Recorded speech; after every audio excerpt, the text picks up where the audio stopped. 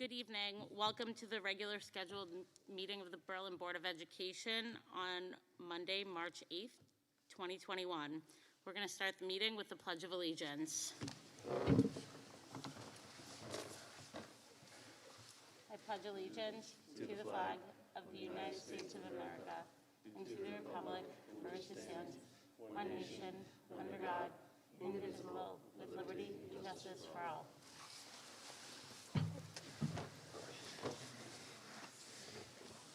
All right, the second item on the agenda is special recognition for board member appreciation. This month is Connecticut Board of Education Member Appreciation Month, so I'm going to turn it over to the superintendent to say a few words. There's a little gift for each of you. I wanted to thank you for your time. Often the work that you do sometimes goes unnoticed, and recognize that it's all volunteer work, but without the countless hours that all of you put in, we wouldn't have the educational system that we have in here in Berlin. So from myself and all of the teachers, the administrators, I wanted to thank you for all the work you've done and support you've given us, especially throughout this year. So thank you very much. Thank you. Thank you. All right, so we're going to move on to number 3, committee reports and correspondence to the board. So I will turn it over to our student representatives. So first, the BHS Spring Musical this year, which is Mamma Mia, is going to be held the last weekend in April, and it's been decided that it's going to be in the senior courtyard outside. There is going to be an in-person audience spaced apart. And then for the past month, almost 2 months, rehearsals have been occurring successfully in person every day in here in the auditorium. Next up, the return to school. From the people that we've talked to, a lot of kids are excited for the full in-person return to school, to see people they haven't seen in person in a really long time. So that'll definitely be an exciting time. And then on March 25th, 2021 is going to be the Rho Kappa Social Studies Honor Society induction ceremony for all the new members. So that'll be held in the auditorium here too, in person. That's going to be live streamed. And yeah, that's the day when all the new members will be inducted. We'll get to sign the book. We'll get to get their certificates and become official members of that group. On Wednesday, March 24th, all juniors will take the SAT and freshmen will be taking the PSAT. This week and next week, all parent-teacher conferences will be held over Zoom. And finally, the Library Media Center has organized a March Madness book bracket. So students filled out and submitted their brackets, and students get to vote on each round's winner. And the final winners will each be receiving gift cards for places around Berlin. Is that it? Yes. Yep. All right, thank you. Thank you for the report. A lot to look forward to. And now we will move on to committee reports. So I believe, Curriculum Committee? yep, Curriculum Committee had a meeting tonight. Yep, Curriculum Committee met just prior to this meeting tonight, and we reviewed the proposed 2022-2023 school calendar, looked at the graduation date for 2022, and also reviewed some proposed revisions to the current school year's calendar, all of which I believe will be discussed later in the meeting in greater depth. Thank you. Has the Community Engagement Committee met? No. Nope, okay. And then Tim, I believe the F&O Committee has met since our last meeting, correct? We did. We just chatted a little bit about the ESSER grant, which continues to evolve. So at that time, it was just very preliminary information early on to kind of lay out the guidelines. We've heard more discussion on that in subsequent meetings, so nothing earth-shattering from that yet. Great, thank you. CREC report? No, we haven't had meetings yet. All right, correspondence to the board? Yes, I have 2 correspondence to the board. First, thank you for the beautiful orchids and sympathy cards. My father's passing was challenging time. Words and gestures ease some of the pain. Your support means the world to me. I'm proud to work in a district that places such value on family. Thank you, David Kitzman. Then I have a card. I won't read all of the comments. This is from the 8th grade teachers at McGee. I'll read a few. Thank you so much for providing opportunities on the half-day Wednesdays to prepare to meet our students' needs during this challenging year. The time and support is very much appreciated.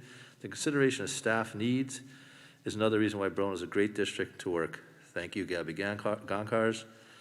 Thank you so much for granting us time on Wednesdays to meet the students and plan our lessons, evaluate student work. It is very much appreciated, made a big difference. Lisa O'Rabi. And there's about 18 more on here, but I'll stop at that. All right, thank you. And I also received some correspondence. On Wednesday, March 3rd, I received a phone call from the House Rep, John Larson, to let us know that on February 27th, the House passed the American Rescue Plan Act, HR 1319, and he wanted to make sure that the educational agencies received funding due to COVID, and the local agency, LEA aid for Berlin School District, is $866,000. So that was very exciting to hear, and it was nice to receive a personal phone call from him. All right, so moving on to audience of citizens.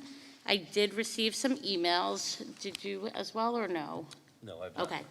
All right, so I'm just going to go through some of the emails and concerns. Let me see. Okay, so one from Alexis Guarino, Guarino. I'm just going to read it. Regarding elementary level. I am told that our in-person elementary levels have zero peer-to-peer transmission of COVID-19 this year. In the email sent out on 2/26, it was stated that students learn better with face-to-face interactions with their teacher. Given these two statements, why would elementary or any grade really need to be remote after April vacation? It does not seem fair to those learners who struggle remotely when there have been no indication that the virus is being spread in the classrooms. It appears that we might be catering to the few families that are traveling instead of focusing on as much of the classroom as possible. I hope this will be reconsidered. 2, regarding middle school level. The students who are choosing 100% remote instruction are the classes being held in the same format as they are now, Zoom into the classroom they would be if they were in school. I feel strongly that if those making these decisions are fine with middle schoolers exponentially increasing their potential exposures, then it should be safe enough for our elementary and other grade level students to remain in person the week after April vacation. It is either safe or it's not. Those who travel should need to quarantine, and others should be able to attend school in person. So I'm just going to keep going because they're all along the same lines, just so we can address all of them. And then I think as the board continues through the agenda, more will be discussed. And I'll let the superintendent respond. Jen and Eric Bryant, we have a question about the plans to return to full in-person instruction at the end of this month. We have a student at the high school. Our biggest concern is lunch, as students are obviously unmasked. The CDC still recommends adequate social distancing of at least 6 feet when indoors, especially if unmasked. We understand that the lunch tables have dividers down the center. Can you please provide some more specific detail around the lunch setup, especially as it pertains to kids sitting side by side without the benefit of a divider between them? How far apart will the kids be while eating? Will it be less than 6 feet? What happens when it rains and outdoor spaces can't be utilized? As lunchtime presents the greatest risk of exposure, we think it is important that parents understand the details in order to make informed decisions. Received another email, and it states, what will the purpose be if the half-days for elementary school is approved? If approved, will any PD days otherwise be removed? And I did look through the calendar, and there is one additional PD day. And then, let me see what else. There's one that just came through as well. How can full in-person be done safely at the high school when desks and students will not be 6 feet apart? We already know the classrooms are not equipped to handle this. How will lunch be handled now that more students will be added to each lunch wave? And then, let me go to this one. One quick second.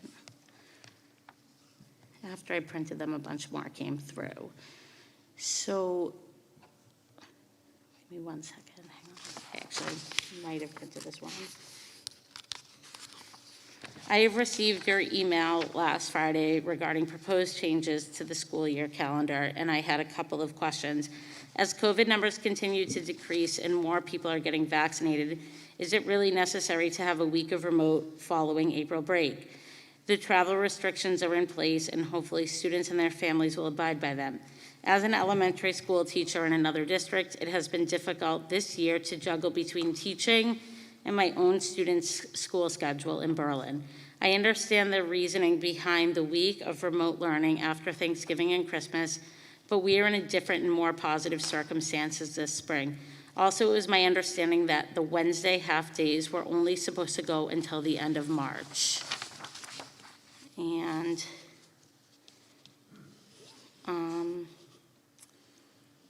I just received one more. I'm not sure if that should be read or not.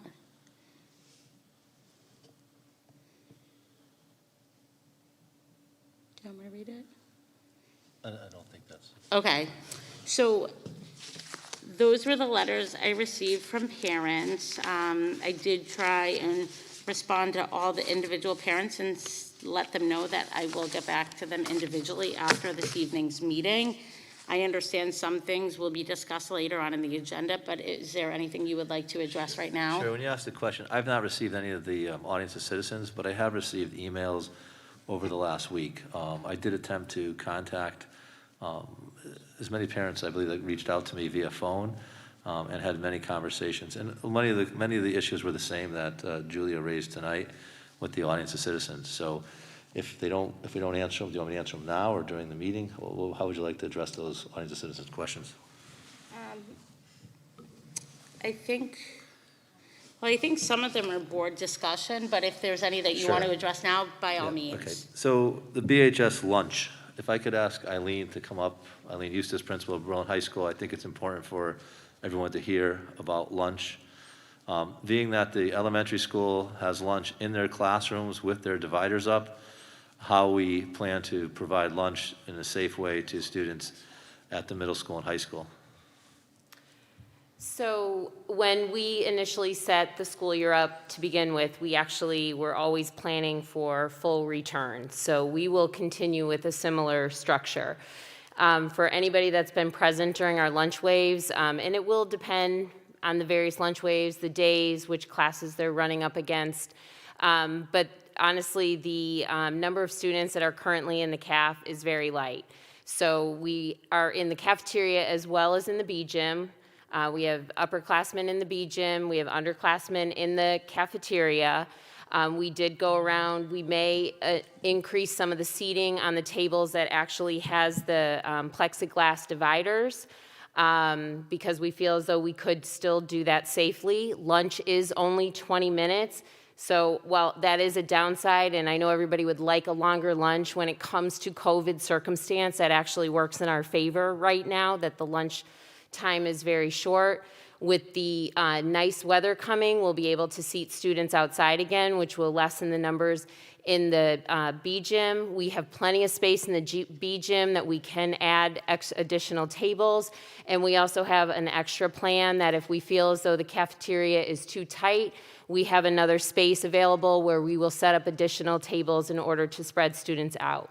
We do currently have students that sit at 6-foot tables, facing front, eating lunch together, and based on our data, if we've had to quarantine students, we have not seen any evidence that by eating lunch together, even in that manner, that they have spread it to one another. Thank you. Thank you, Ms. Eustace. Okay. Mr. Urso, would you mind coming up to speak about the middle school?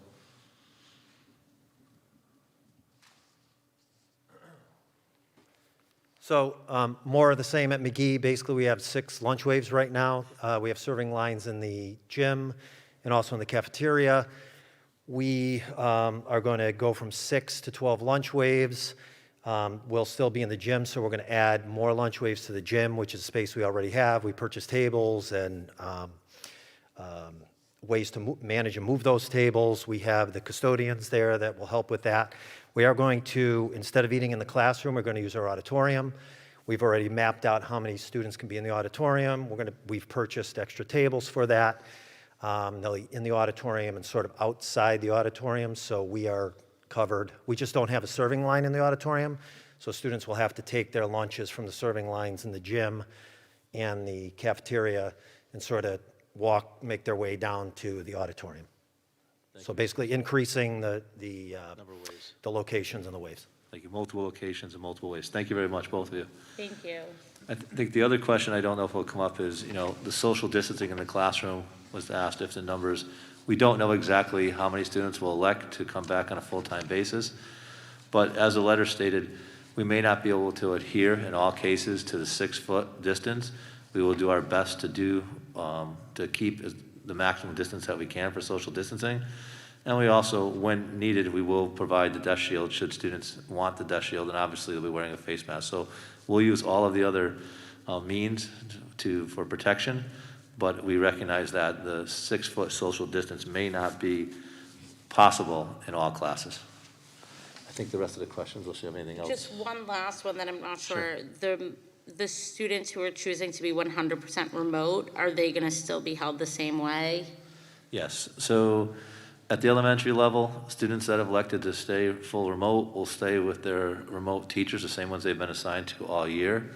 Students at the middle school and high school that elect to stay remote will use the Zoom system, so teachers will be teaching in a synchronous learning system where the students, they're either remote into the classroom or they're in the classroom for their learning. The letters that was sent out to the families, as well as the letters that Principal Urso and Principal Eustace sent out, really outline that. We really have two models. It's the A or the D, and that hybrid model of an A-B week no longer exists. But there was great clarity that if a parent elects to have a student remote in at any given point, they need to notify the school, and that student will be allowed to remote in the classroom. We recognize that students may not feel well, and if they don't feel well, when they feel well enough to attend their class, we'd like them to remote into the class and not come to school and not miss their education for that day. But the A, B traditional weeks, we no longer have that in place. But the system, as far as the learning taking place, will be the same as it's been. Perfect, thank you. And I think everything else will be addressed as we continue through our agenda this evening.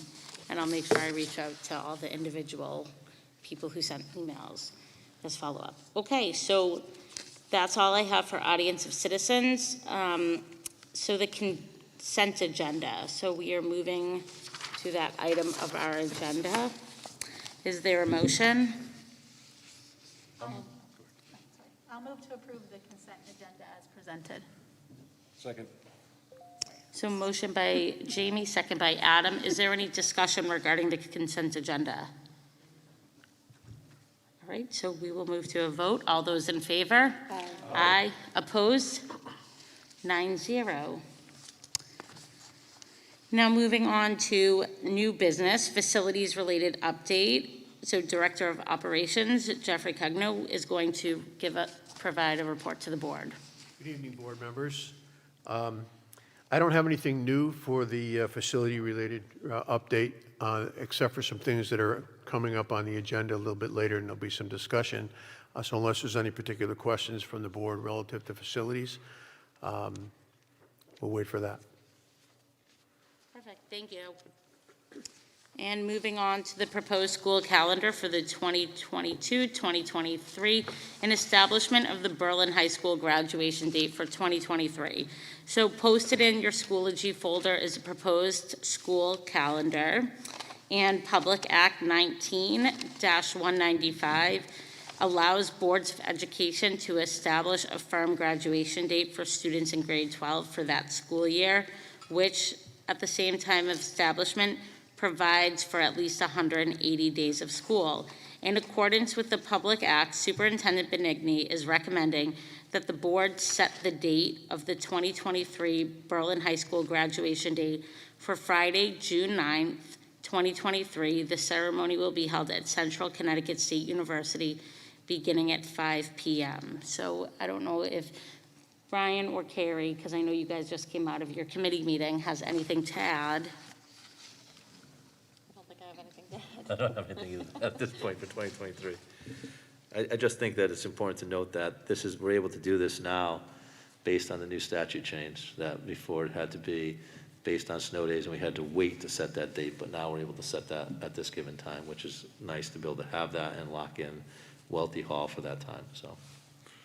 I would agree. All the other years that we had to set the date and waiting for snow days and saying we need to wait till April, we don't know what's going to happen in April.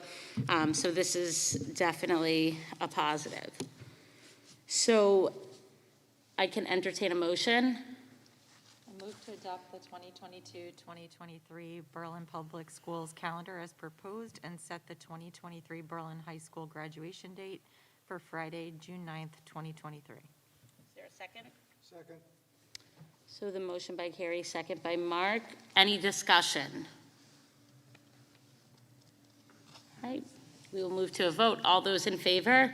Aye. Opposed? 9-0. And now moving on to item C, establishment of Berlin High School graduation date for 2022. In accordance with Public Act 19-195, Superintendent Benigni is recommending that the Board of Education set the date of the 2022 Berlin High School graduation for Friday, June 10th, 2022. The ceremony will be held at Central Connecticut State University beginning at 5 p.m. So I don't know if Carrie or Brian, you have anything to add? I don't have anything to add this time, no. It's very exciting for the graduates of the class of 2022 and 2023. So hearing nothing from either of you, I can entertain a motion. I'll move to set the 2022 Berlin High School graduation date for Friday, June 10th, 2022. So motion by Mark, second by Carrie. Any discussion? All those in favor? Aye. Opposed? All right, the vote carries 9-0. Moving on to item D, revisions to this current school year calendar, 2020-2021. So right now, I'm going to turn it over to Superintendent Benigni to discuss the following revisions. I'm making the recommendation that with the continuation, we originally said that the early release Wednesdays would end at the end of March. I'm making the recommendation that we continue those for the remainder of this year.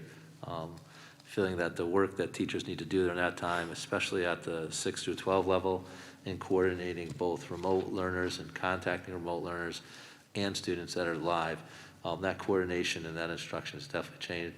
And I think at the elementary level, that time to collaborate with their colleagues is very much needed at this given time when there's a lot of distancing that's going on. So I'm asking the board to consider continuing the early release Wednesdays through the remainder of this year, and I believe it's a total of 9 Wednesdays. Do you want me to go through all or just one at a time? Do you want discussion? Just go through all, and then we can Okay. open it up for Okay. discussion after we have a motion. As everyone's aware, we did put into practice after the December holiday break of having a week of full remote, and we did the same after, we did that twice so far. So the thought in this is that we would do the same, despite coming back for 2 weeks prior to April vacation.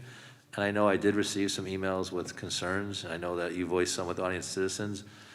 The thought behind this is simply that despite that we have travel advisories from the state, we have had students that still come to school even though they traveled, unfortunately. And those are the ones that we were aware of, and we contacted the parents and so on. But it's often too late when the students have already arrived in school and the parents have sent them anyways. It's too late in the sense that it's the safety and security of all of us, staff, as well as other students in the building. So we recognize that many people are planning to travel in April, and rightfully so, after the long time of the hiatus of not traveling. So the thought is to offer that week. There's a couple other aspects that weighted into our decision. One being that even though we had our first vaccination clinic on Saturday for staff, we recognize that many of the teachers will not have their second vaccination if we come back that first week of April. If we come back after a remote week, we will have been able to vaccinate the majority of teachers in-house here with their second vaccination at our own vaccination clinic. So that's a second thought. The other component of thinking about this is that we really want to have a run at being, anyone that wishes to be full-time, coming back in April, going through May and June, and not having to shut down a school or the district because of the lack of teachers or students or both. And the chance of that happening, if there is a great number of individuals that do become contagious during that time.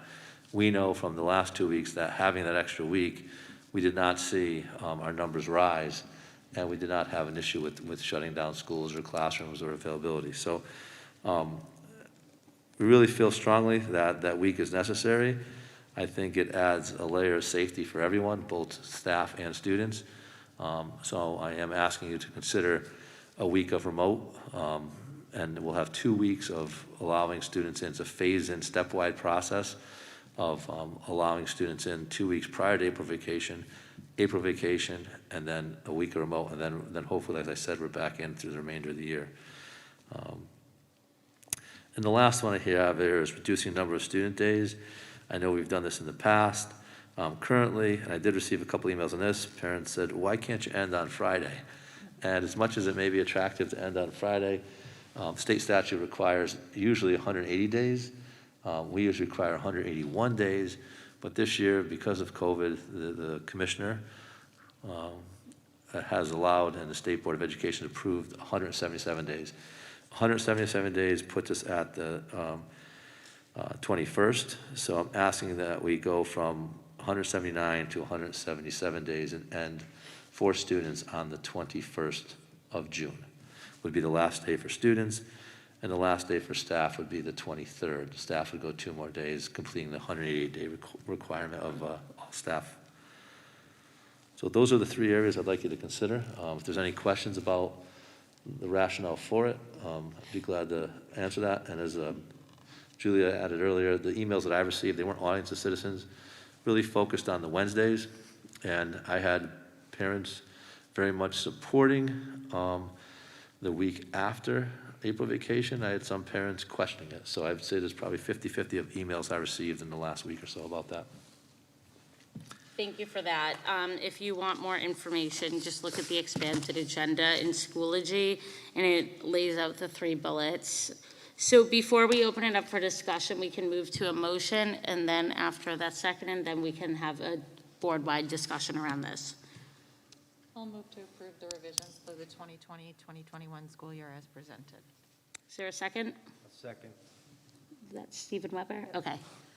All right, so motion by Carrie, second by Stephen, and now we will open it up for discussion. So before we open it up, just because I'm sure everyone has something they'd like to add, just raise your hand so we can make sure we kind of go around in an orderly fashion, and then I'll call on you.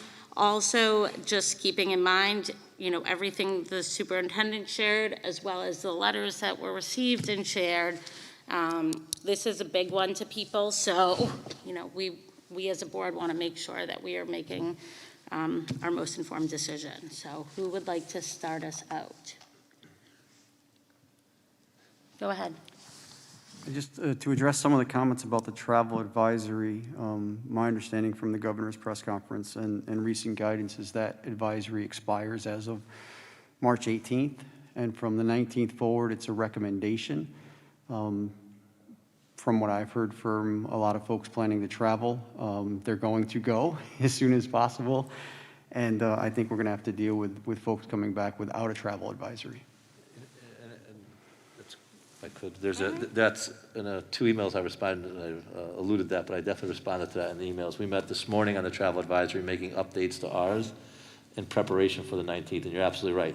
The requirements for the quarantine and the testing become recommendations, not requirements, and that's another position why we thought that the extra week was important, because without those in place, we had people still sending their children to school. Now that they're removed, they're only recommendations, we could have even more. So I just look at it for, you know, we've always talked about safety and continuity of instruction, and I just think that week will help with both to hopefully allow us to be, you know, to go throughout the remainder of the year without issue.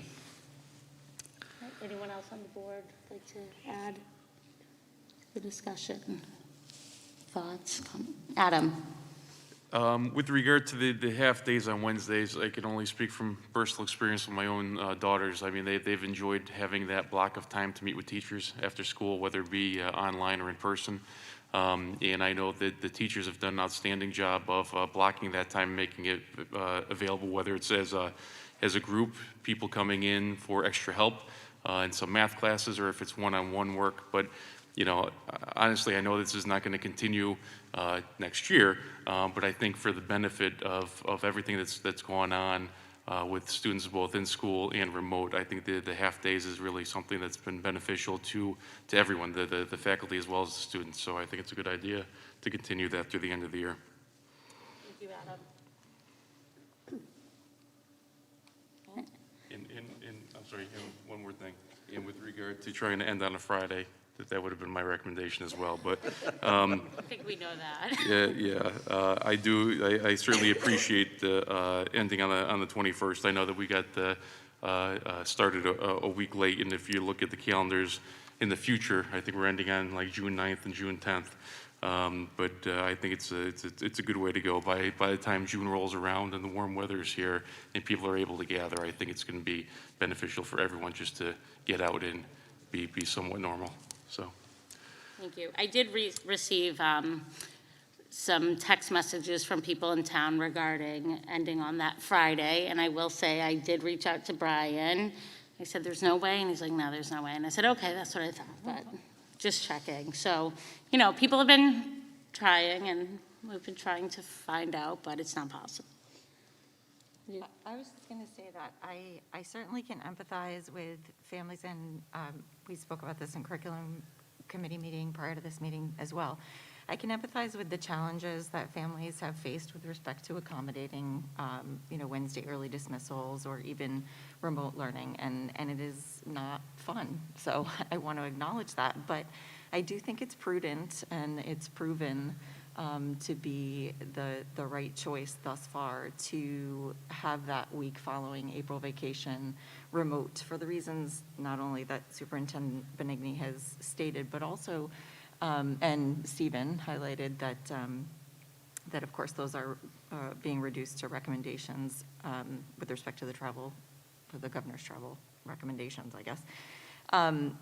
The fact of the matter is, to address the individual's question about why wouldn't families be asked to quarantine, we certainly could ask people to quarantine, but we couldn't make them do so. So I think it is in everyone's best interest to kind of stay the course and remain cautious, sort of err on the side of caution, as it were, to protect everyone in our community. The early release Wednesdays, to echo Adam's point, I greatly appreciate what the administrators and the faculty have done to extend themselves to students on those days to provide some additional support that maybe students can't access in person within the classrooms because of the restrictions that are there right now.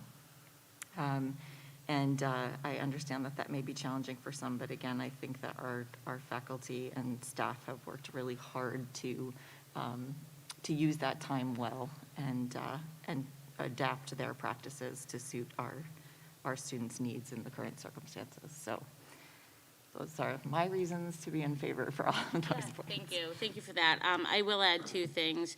So I know a nearby school district did try and go back prematurely, and it resulted in them having to shut down one of their schools. And I would really hate to see that we spent all this time, energy, and resources bringing everyone back to then have to shut down. I think the inconsistency to students is more detrimental than, we maybe realize up front. And Brian, would you mind, I know in one of our conversations we were talking about the half-day Wednesdays and how important it's been for the teachers, and this came from you, but just also a lot of the teachers, you've had really good attendance this year, and anything you want to add to that? I just think when you look at the continuity of instruction we've had in Berlin, we've been very fortunate with, yes, we had to start a week late because some of the provisions in the PPE were not in place, but that taking, the two goals were safety and continuity of instruction. We've not had students out for a great period of time. As I said earlier, I think that our biggest Achilles is, at the elementary, if a student needs to be out for quarantine, that we don't have a Zoom system or a way of getting it. But for the secondary level, we've had students that have been in the classroom, the ability to learn with their teacher, and whether it's virtual or in person throughout the year. At the elementary level, we've not been like many districts around us in a 2-1-2 model where you're 2 days in a week and then you're, hybrid, you're out for a day and then you're hybrid for the other 2 days. We've been in 5 days a week at the elementary level, and the students who have elected to be full remote, they've had teachers assigned specifically making a remote classroom. So, our teachers, as other districts that I hear from, other districts are not as fortunate with their staff coming to work, where they've had to actually shut down because of the lack of staffing. I can say for the greatest part that the staff here in Berlin has been very committed. They've come to work. They've done the best they can within the conditions that are here, and they're working for our students as we would expect them to do outside of a pandemic.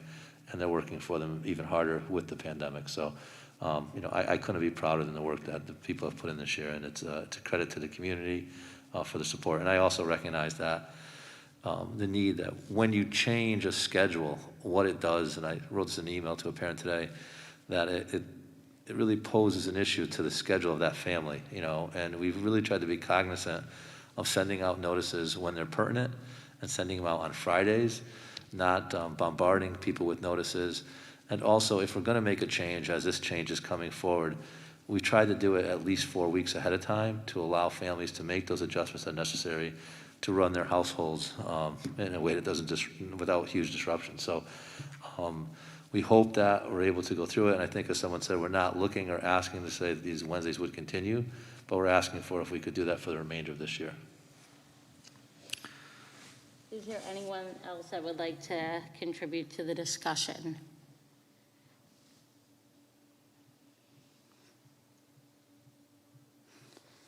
All right, hearing no more discussion, we can move to a vote. All those in favor?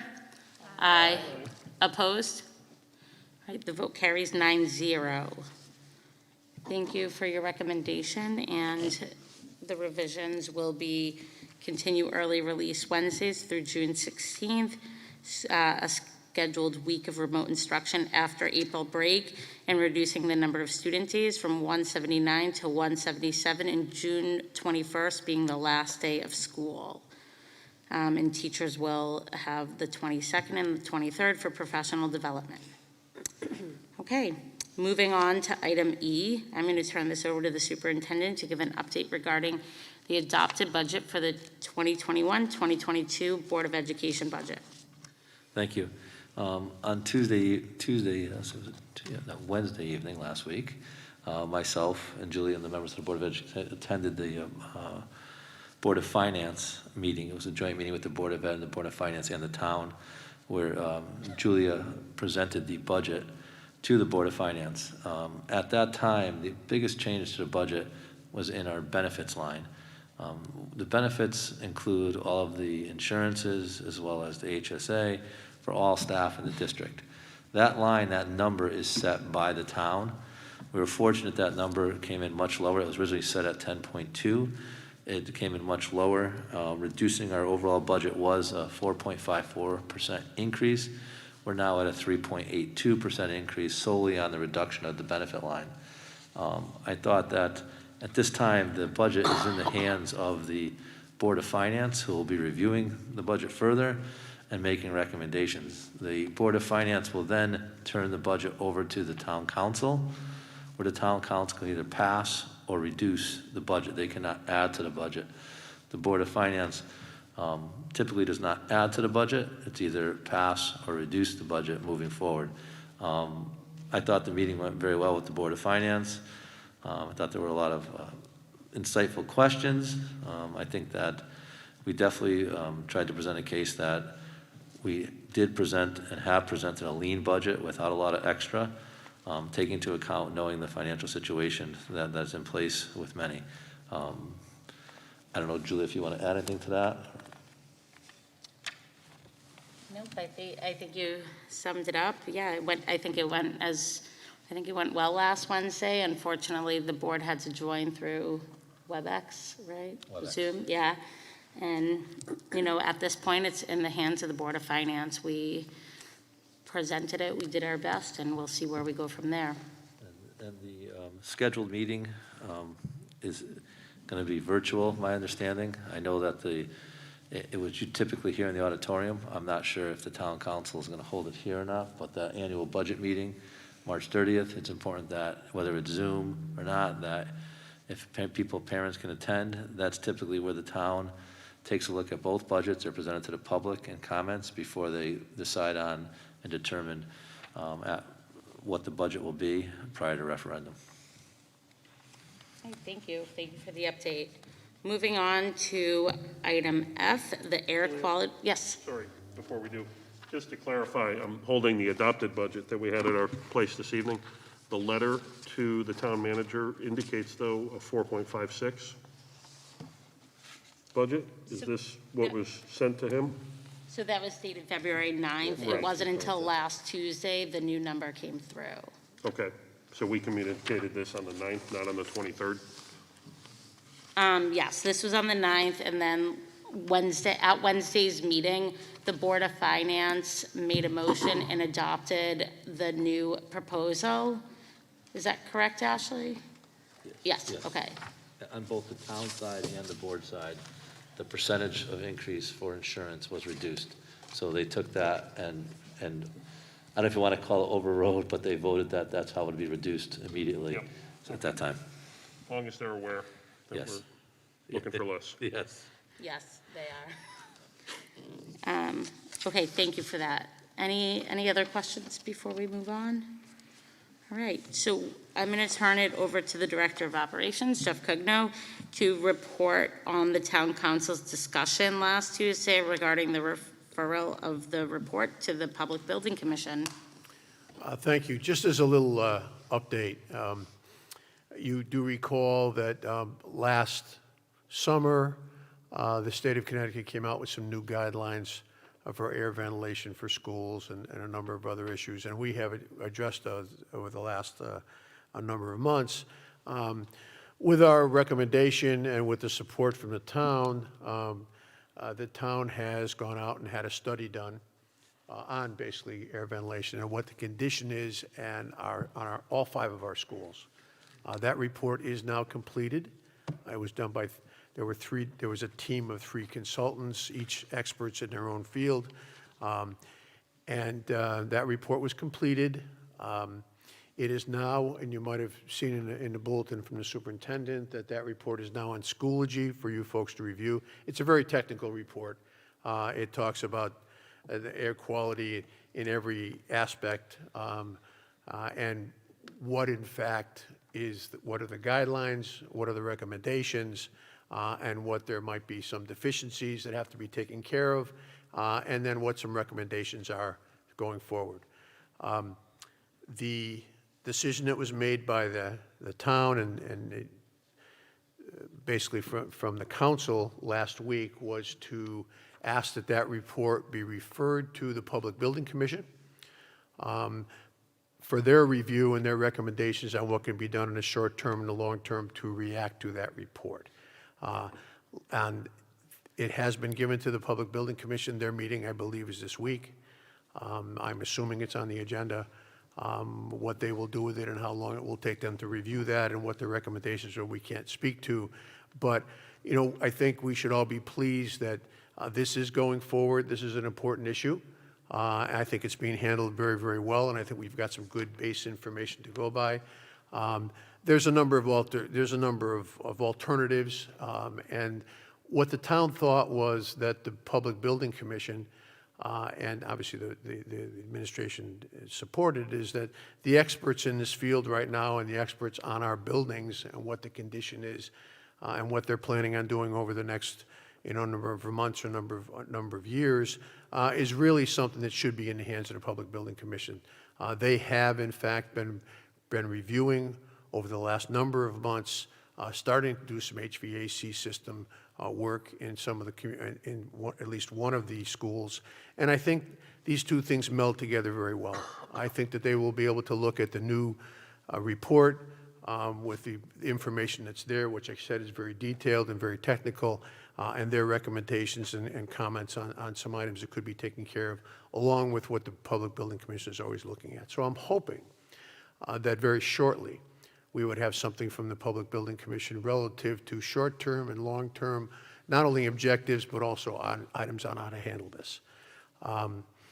And I can't tell you about the timeline for it, and until they do come out and speak to it, we don't know what alternatives and recommendations they would like. But it's important to our facilities. It's obviously, we've been discussing it for a number of months, and I think both the Board of Ed and the town have gone forward correctly, getting some experts to look at this so we can really evaluate what has to be done. I'll answer any other questions relative to that. But that's where we are in process, and I think it's moving along very, very quickly. Adam? Jeff, looking through the report, and obviously, yes, it's very detailed. I mean, down to every mechanical system, every fan, every coil, everything.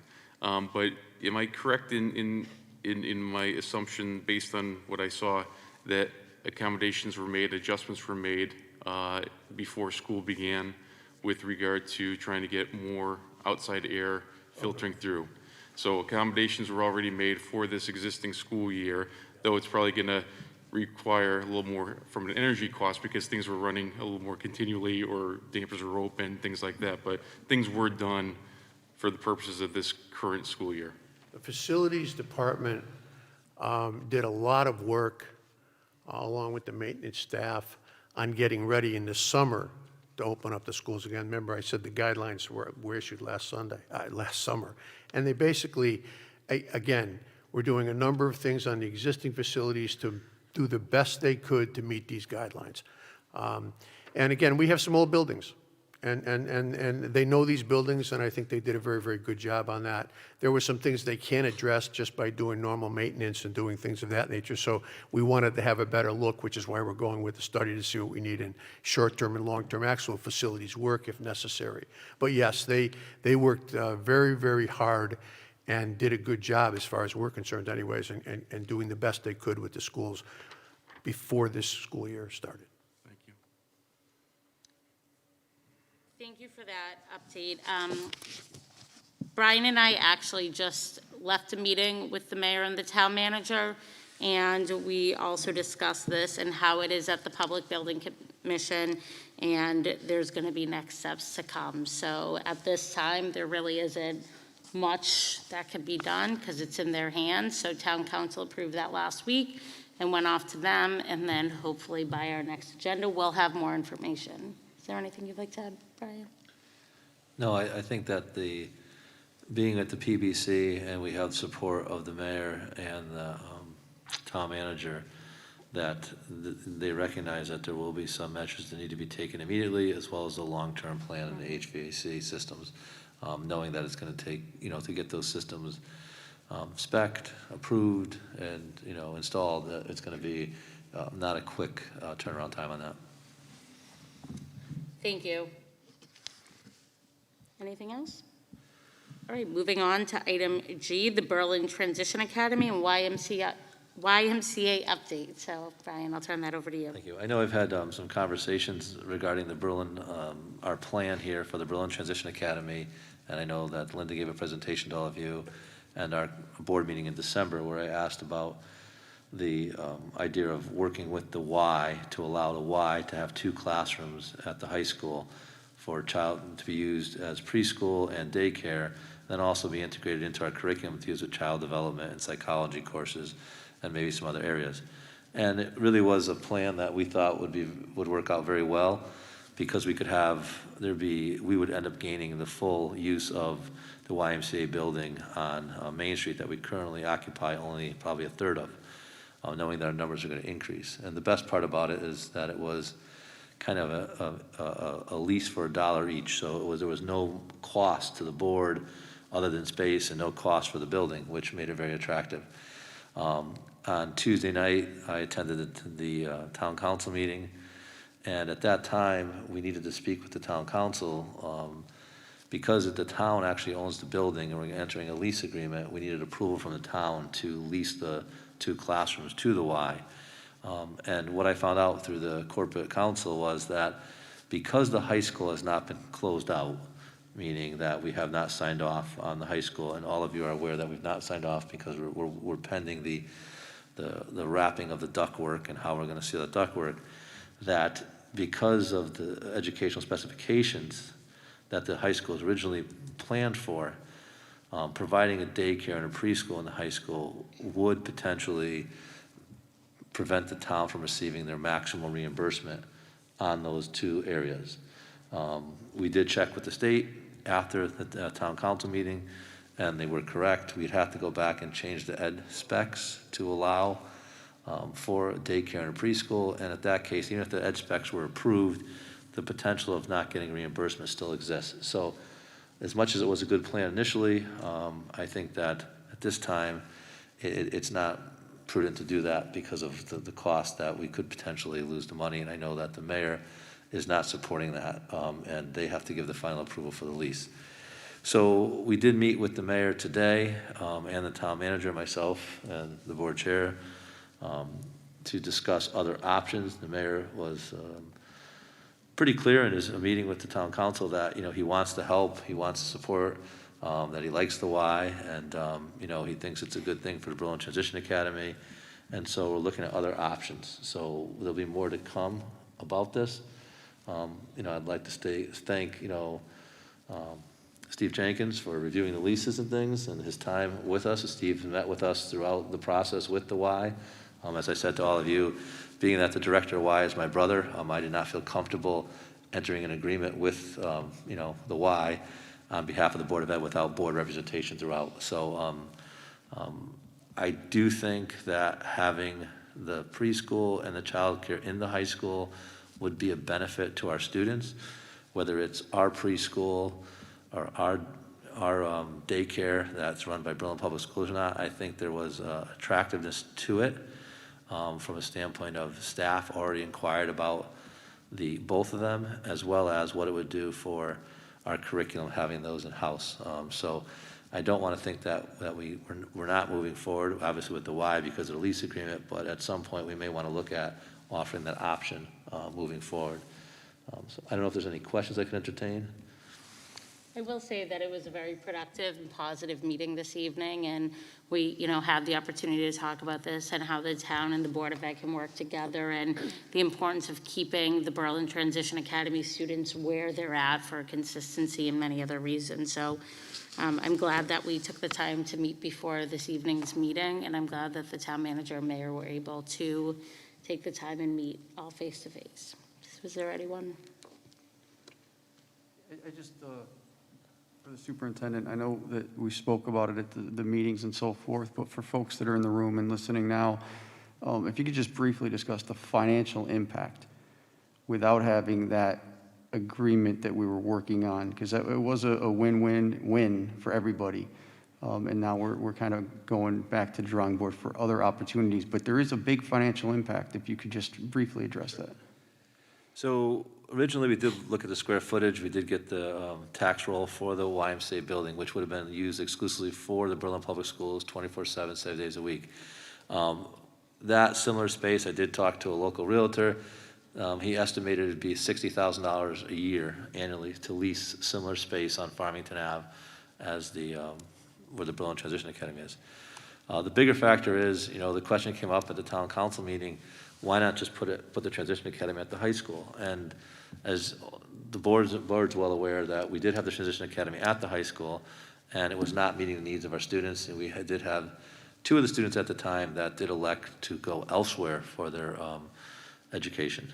When we have students go elsewhere, oftentimes the price tag is $60,000 plus per student. So we know that the program over the last 4 years being at that location and in proximity to Farmington Ave with the bank, the grocery store, the bus stop has worked out very well. We've also been accommodating students from Cromwell. And as Linda presented to you, we will be having Cromwell involved this year. And we had our meeting today with the Cromwell superintendent, special ed director, and the business manager. And it looks like they want to get into a full partnership where it'd be a 50-50 split, regardless of the number of students, at least for the first 3 years, and see how it works out.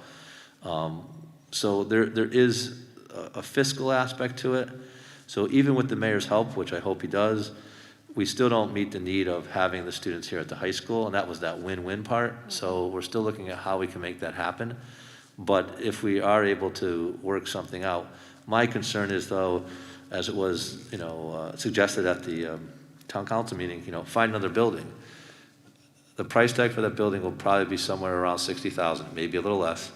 But we'd also have to expend money to retrofit the building to meet our needs with the kitchenette and the way it's set up, similar to the way the Y building, we've set that up, 4 years ago. So without making this happen, there's a huge fiscal liability that we're not budgeted for in this budget. So I'm hoping that, the mayor comes through and helps us out with it. So I guess that's. And to add to that, Brian, so yeah, it is a fiscal win-win. However, if we're gonna lose out money on the Berlin High School closeout project from the state, then we're gonna be losing significant amount of money. And we said tonight in the meeting, it's over $1 million, correct? No, not necessarily. It's based on the total square footage, so you'd be taking out that square footage for reimbursement. And I wouldn't know, at this point, what that square footage is compared to the total and what formula the state uses, because we're only getting, 40 some odd percent back, so I couldn't tell you exactly. Right. But it's definitely a loss, it's a loss of money. So to do that at this time, it's just not,